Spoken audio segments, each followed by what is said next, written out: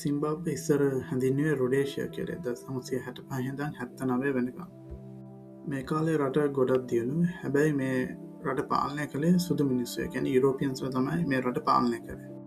එතකොට අර රටේ වැඩි සල්ලි ප්‍රමාණයක් තිබ්බේ සුළුතරයක් වෙච්ච යුරෝපියන්ස්ලා ගාව. බහුතර වෙච්ච ඇෆ්‍රිකන් මිනිස්සු ගොඩක් දුප්පත් විදිහට තමයි ජීවත් වුණේ.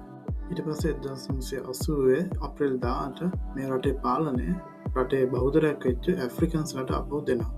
ඒ කාලේ ජනාධිපති රොබර්ට් මුගාබේ මීට කලින් යුරෝපියන්ස්ලා ගාව තිබ්බ ෆාම්ස් මේ නිදහසෙන් පස්සේ ඇෆ්‍රිකන්ස් අයට බෙදලා දෙනවා. හැබැයි මෙහෙම ෆාම්ස් දුන්නට ඒ රටේ හිටපු ඇෆ්‍රිකන්ස්ලා හරියට මේ වගා කරනවා දැනන් හිටියේ නැහැ. මේකෙන් උනේ අවුරුදු ගාණක් ඇද්දි රටේ ප්‍රොඩක්ෂන් එක අඩු වුණා. ඊට පස්සේ රස්සා නැති වෙලා ඉකොනොමි එක ගොඩක් අඩු වුණා. මිනිස්සු ගාව සල්ලි නැති වුණා. ඉතින් රටේ දුප්පත් බව නැති කරන්න ජනාධිපති රොබර්ට් මුගාබේ කළේ පුළුවන් තරම් සල්ලි ප්‍රින්ට් කරන එක. මේකෙන් හයිපර් ඉන්ෆ්ලේෂන් එක නැත්නම් අධි උද්දමනයක් රටේ ඇති වුණා. මේ ඉන්ෆ්ලේෂන් එක කොච්චර වැඩි වුණාද කිව්වත් මේගොල්ලන්ට ට්‍රිලියන 100 මුදල් නෝට්ටුත් අච්චු ගහන්න වෙනවා. ඉන්ෆ්ලේෂන් එක ගැන වැඩිපුර දැනගන්න මේ වීඩියෝ එක බලන්න.